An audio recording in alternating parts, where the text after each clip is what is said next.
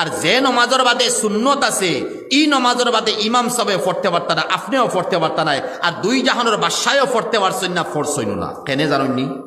যে ফরজর বাদে সুন্নত আছে, যেমতো এশার বাদে 2 রাকাত সুন্নত, জোরের বাদে 2 রাকাত সুন্নত, মারিবর বাদে 2 রাকাত সুন্নত, আর এই সমস্ত সুন্নতে মুআক্কাদা, এই সুন্নতে মুআক্কাদা থাকা অবস্থার মধ্যে কোনো মানুষ যদি তসবিহ পড়েন তে বাকি নমাজ যেখানে রইছে সেখানে মাকরুহ নমাজ আদায় হইব, মাকরুহ। আসসালামু আলাইকুম ওয়া রাহমাতুল্লাহি ওয়া বারাকাতুহু। আলহামদুলিল্লাহি রাব্বিল আলামিন ওয়াসসালাতু ওয়াসসালামু আলা সাইয়্যিদিল মুরসালিন ওয়া আলা আলিহি ওয়া আসহাবিহি ওয়া আতবাইহি আজমাইন, আম্মা বা'দ। ফাকাদ ক্বালা an-নাবিয়্যু সাল্লাল্লাহু আলাইহি ওয়াসাল্লাম, মান আমিলা আমালান লাইসা আলাইহি আমরুনা ফাহুয়া রাদ। রাওয়াহু মুসলিম। সম্মানিত মুসলিম ভাই ও বোনেরা, আমরা আল্লাহর মেহেরবানিতে প্রতিদিন ফরজ নামাজ জামাতের সাথে আদায় করে থাকি বা আদায় করার চেষ্টা করে থাকি। এরপর ফরজ নামাজের পর আমরা অনেকগুলো বর্ণিত মাসনুন, জিকির আজকার আছে, তিলাওয়াত আছে, সূরা কেরাত আছে, এগুলো আমরা পড়ে থাকি। তো এই ব্যাপারে ইসলামের নির্দেশনা হলো যে ফরজ নামাজের আগে এবং পরে যে সুন্নতগুলো রয়েছে, সুন্নতে মুআক্কাদা, এগুলা ঘরে আদায় করা সুন্নত। কারণ নবী করিম সাল্লাল্লাহু আলাইহি ওয়াসাল্লাম বলেছেন, ফাইন্না আফদালা সালাতিল মার'i ফি বাইতিহি ইল্লাল মাকতুবা, যে ব্যক্তির নামাজ, প্রত্যেক ব্যক্তির নামাজ তার ঘরে পড়াই সর্বোত্তম, ফরজ নামাজ ব্যতীত। আবার তিনি বলেছেন, ইজা কাদা আহাদুকুম সালাতাহু ফিল মসজিদ ফালিয়াজআল লিবাইতিহি নাসিবাম মিন সালাতিহি ফাইনাল্লাহা জাইলুন ফি বাইতিহি মিন সালাতিহি খাইরা। রাওয়াহু ইমাম আহমদ, 11,506 নম্বর হাদিস। আল্লাহ রসুল বলেন, তোমাদের কেউ যখন মসজিদে তার নামাজটা যখন আদায় করে ফেলে, সম্পন্ন করে ফেলে, তখন সে যেন তার নামাজের একটা অংশ ঘরের জন্য যেন নির্ধারণ করে।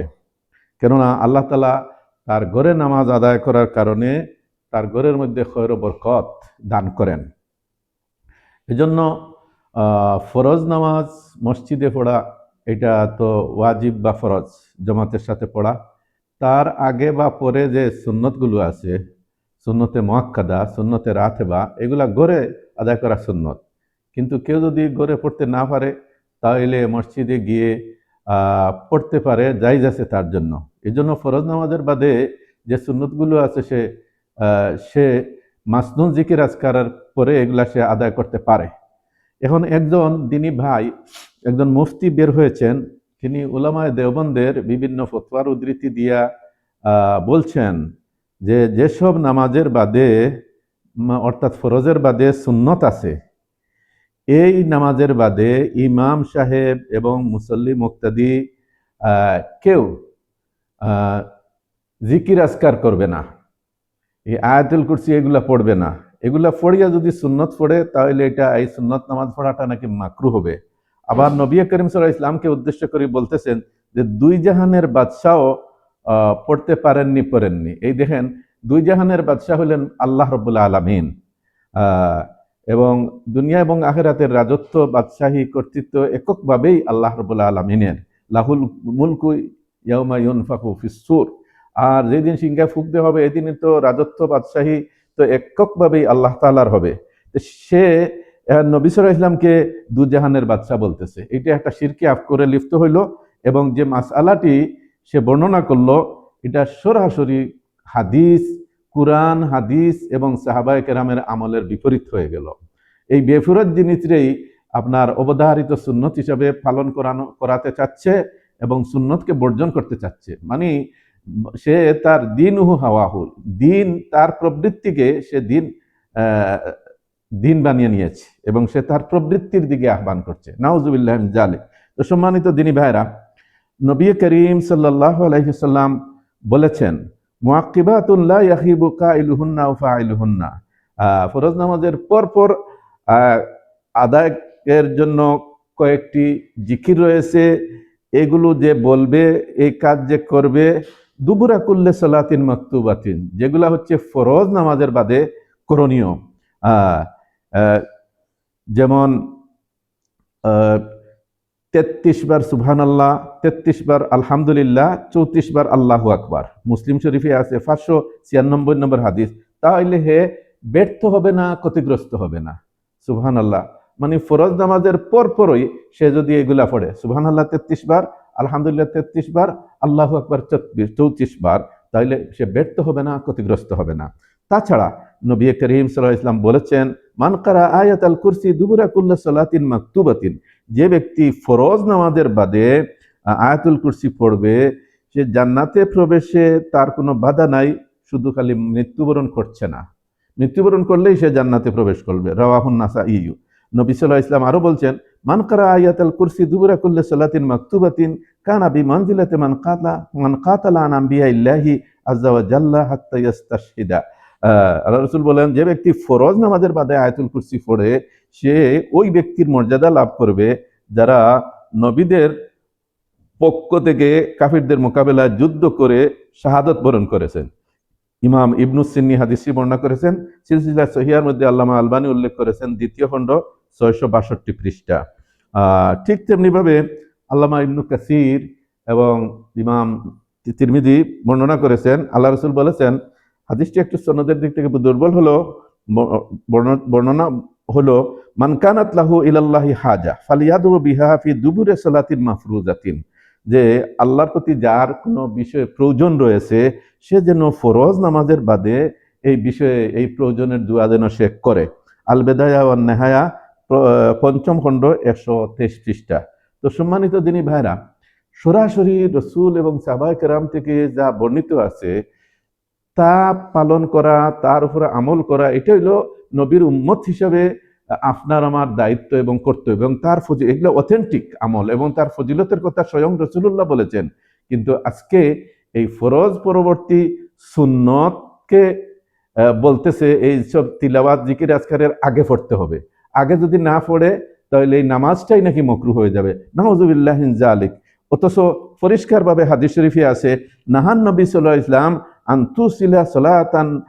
তুসিলা সালাতুন বিসালাতিন, নবী সাল্লাল্লাহু আলাইহি ওয়াসাল্লাম নিষেধ করছেন এক নামাজের সাথে আরেক নামাজকে মিলাতে, দুই নামাজের মধ্যে ব্যবধান থাকতে হবে, ফাসিলা পার্থক্য থাকতে হবে। ফাফি সহিহে মুসলিম আন মুআবিয়া রাদিয়াল্লাহু আনহু আন্নাহু সাল্লাল্লাহু আলাইহি ওয়াসাল্লাম আমারা আল্লাহ তু সালাতুন বিসালাতিন হাত্তা নাতাকাল্লামা আও নাখরুজা, যে মুআবিয়া রাদিয়াল্লাহু আনহু থেকে বর্ণিত আছে, নবী সাল্লাল্লাহু আলাইহি ওয়াসাল্লাম আদেশ করেছেন যে তোমরা এক নামাজকে আরেক নামাজের সাথে মিলাবে না যে পর্যন্ত না আমরা কি করি, আমরা কথা না বলি অথবা বের না হয়ে যাই, মানে বের হতে হবে অথবা কথা বলতে হবে, একটা ফাসলা থাকতে হবে।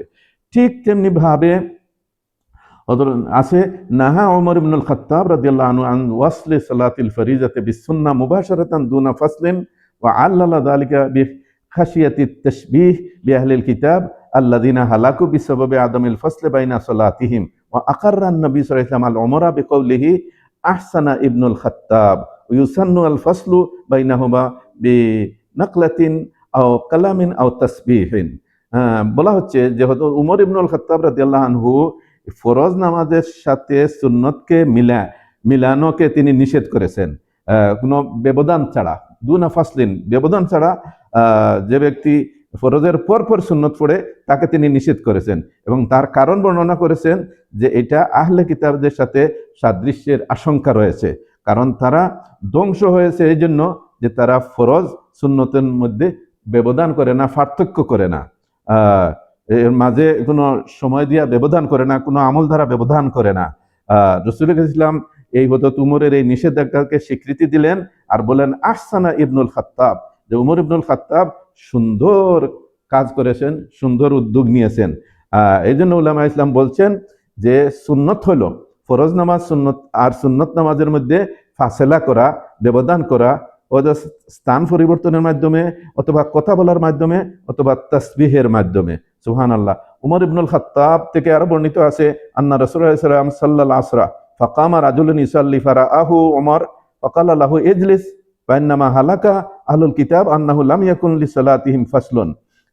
হযরত উমর ইবনুল খাত্তাব থেকে বর্ণিত, রাসূলুল্লাহ সাল্লাল্লাহু আলাইহি ওয়াসাল্লাম আসরের নামাজ পড়লেন, তখন এক ব্যক্তি দাঁড়িয়ে আবার নামাজ শুরু করছে। উমর রাদিয়াল্লাহু আনহু তাকে দেখলেন, তখন তাকে তিনি বললেন তুমি বসো, কেননা আহলে কিতাবরা ধ্বংস হয়েছে এই জন্য যে তারা তাদের নামাজের মধ্যে ফরজ আর সুন্নতের মধ্যে ব্যবধান করতো না। সুবহানাল্লাহিল আযীম। এই জন্য উলামা ইসলাম পরিষ্কারভাবে বলেছেন, যেমন শেখ ইবনু উসাইমিন ফি শরহে রিয়াদিস সালিহিনের মধ্যে বলছেন, ইন্নাল ফাসলা ইউসান্নু ইন্নাল ফাসলা লা ইউসান্নু বাইনাল ফরজে ওয়াস সুন্নাতি বিকালামিন আও ইন্তিকালিন মিন মাওদিহি লিআল্লা ইউসালুল ফরজু বিন নাফল। তিনি বলছেন যে ফাসলা করা এটা সুন্নত, ফরজ এবং সুন্নতের মধ্যে ব্যবধান করা এটা সুন্নত কাজ। এক কথা দ্বারা হোক, স্থান পরিবর্তন করা দ্বারা হোক, যাতে করে ফরজ নফল, ফরজ সুন্নত যাতে একত্রিত না হয়ে যায়। সুবহানাল্লাহ। ঠিক তেমনি ভাবে অন্য কিতাবে বলা হয়েছে, ইউফাদ্দালুল ইশতিগাল বিল আজকার আল মাশরুআ মাশরুআ আউয়ালান সুম্মা সালাতুস সুন্নাহ ওয়া ফি হালিল ইস্তিজাল লা মানিআ মিন সালাতিহা মুবাশারাতান। বলছেন যে ফরজ নামাজের বাদে প্রথমত বর্ণিত জিকির আজকার নিয়ে ব্যস্ত হওয়াটা হইল কি উত্তম, শ্রেষ্ঠ। এরপরে সুন্নত নামাজ পড়া। যদি কোনো তাড়াহুড়ার অবস্থায় পড়ে যায় যে দ্রুত যেতে হবে, তাহলে এই ব্যক্তির জন্য কোনো বাধা নাই, নিষেধ নাই, সে ফরজের পরই সুন্নত পড়ে চলে যাবে যদি কোনো তার তাড়া থাকে। আল্লামা ইবনু হাজার ফাতহুল বারীতে বলছেন, ফাসসুন্নাতু হুয়া আন ইয়াফসিলা বাইনাল ফরিজাতি ওয়ান নাফিলাতি ইম্মা বিল মাকান আও বিল কালাম। বলেছেন যে এই সুন্নত হলো যে ফরজ আর নফলের মধ্যে পার্থক্য করা, ব্যবধান তৈরি করা হয় স্থান পরিবর্তনের দ্বারা অথবা কথার দ্বারা। তো সম্মানিত দিনী ভাইরা, এইভাবেই আমরা দেখছি নবী সাল্লাল্লাহু আলাইহি সাল্লাম এর আমল, তিনি সুন্নত পড়তেন বাসায়, এবং সর্বোত্তম নামাজ বাসায় পড়াকে তিনি বলেছেন সুন্নত পড়াকে। ফরজ নামাজ জামাতে আদায় করবে মসজিদে, এরপরে জিকির আজকার করবে। এই জন্য উলামা আল ইসলাম বলছেন, আল আসলু ফি আজকার দুবুরাস সালাত আন ইউতা বিহা আকিবাল ফারিদা, যে ফরজ নামাজের পরে জিকিরগুলো আদায় করা এটাই হইল গিয়া মূলনীতি। আর সুন্নতগুলো আদায় করা হচ্ছে, তাই ফরজ নামাজের আগে হোক আর পরে হোক, এটা গড়ে পড়া এটা উত্তম। অতএব সম্মানিত দিনী ভাইরা, আমাদের এই মুফতি সাহেব যে মাসআলা যেভাবে বললেন, এটা সম্পূর্ণ দলিল বিরোধী হয়ে গেছে, সুন্নাহ বিরোধী হয়ে গেছে। তার উদ্দেশ্য ভালো, আল্লাহ তাকে জাযায়ে খায়ের দান করুন, কিন্তু তার এই মাসলা বর্ণনা করা ঠিক হলো না। রাসূল ইসলাম বলছেন, মান আমিলা আমালান লাইসা আলাইহি আমরুনা ফাহুয়া রাদ। যে ব্যক্তি এমন কোনো আমল করবে যার উপর আমাদের কোনো নির্দেশ নাই, এটা পরিত্যাজ্য, প্রত্যাখ্যানযোগ্য। অতএব আমরা ফরজ নামাজের বাদে জিকির আজকার করব, এরপরে গিয়া আমরা কি করব, সুন্নত পড়বো। সুন্নত মসজিদে পড়তে পারি অথবা বাসায় এসেও পড়তে পারি। কুরআনে কারীমে সরাসরি আল্লাহ বলছেন, ফাইজা কাদাইতুমুস সালাতা ফাযকুরুল্লাহা কিয়ামান ওয়া কুউদান ওয়া আলা জুনুবিকুম। তোমরা যখন নামাজ সম্পন্ন করে ফেলো, তখন তোমরা আল্লাহর জিকির করবে, দাঁড়িয়ে, বসে, শুয়ে। সুবহানাল্লাহিল আযীম, এটা আল্লাহর নির্দেশ। অতএব এই মুফতি সাহেবের ফতোয়ায় আমরা বিভ্রান্ত হব না। আর ফতোয়ার বিভিন্ন কিতাবে আছে এইটা সুন্নাহ বিরোধী, এগুলা গ্রহণযোগ্য নয়। আল্লাহ তাআলা আমাদেরকে সহিহ সমঝ দান করুন, হেদায়েত দান করুন, সবাইকে কল্যাণমূলক কাজ করার তৌফিক দান করুন। আসসালামু আলাইকুম ওয়া রাহমাতুল্লাহি ওয়া বারাকাতুহু।